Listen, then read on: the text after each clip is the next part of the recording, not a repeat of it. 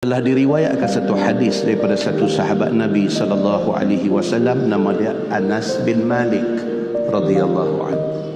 Kata Anas bin Malik, Nabi bersabda, apabila Allah hendak satu-satu orang hamba dia itu dapat kebajikan, bila Allah nak satu orang ni dapat kebaikan, nescaya disegerakan baginya azab dan dera atas dunia.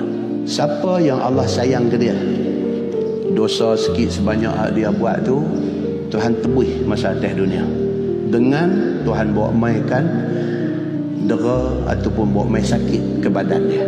Demam misalnya, sakit boleh kena siapa saja dan macam-macam penyakit boleh kena siapa-siapa saja. Tapi siapa yang Allah pilih untuk ditimpakan sakit dan dia sabar, meringankan dia di hari akhirat esok, dia nak abang yang tu. Siapa yang Allah Subhanahu wa taala takdirkan dia kena sakit di atas dunia ni dan dia sabar, syarat dia sabar.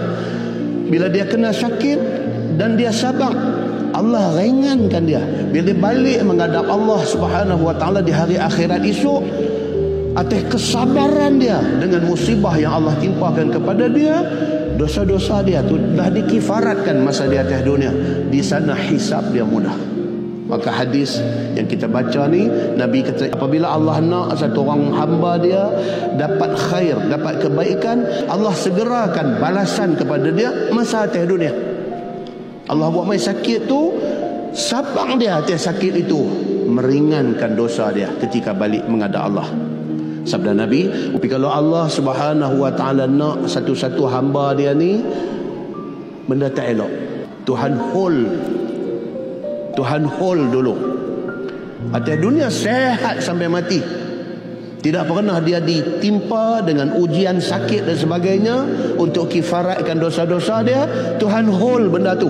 Dia sehat, dia buat dosa, dia sehat, dia buat dosa, dia sehat, dia mati, dia bawa balik dosa bertantan menghadap Allah Subhanahu wa taala.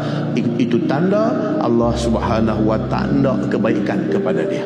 Sakit kita tak minta, tapi kalau kena sakit sabar, itu ada banyak kebaikan dia.